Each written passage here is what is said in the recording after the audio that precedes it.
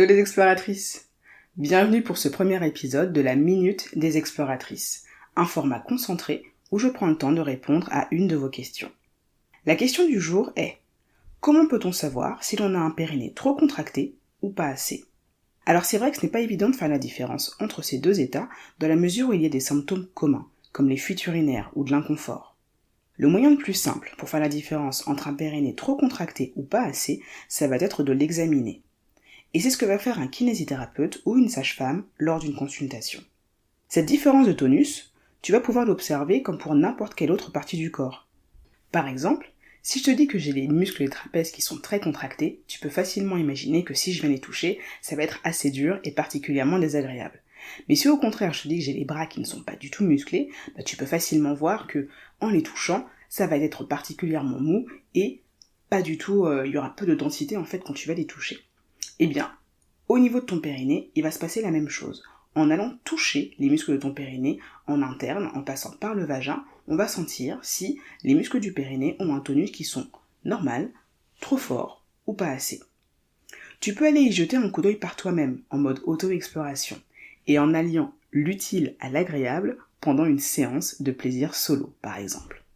C'est intéressant de le faire quand on n'a pas de symptômes particuliers, parce que ça va te donner une idée d'à quoi ressemble ton périnée quand tout va bien. Si tu n'es pas à l'aise avec cette idée, pas de souci, ne te force pas à faire quelque chose dont tu n'as pas envie.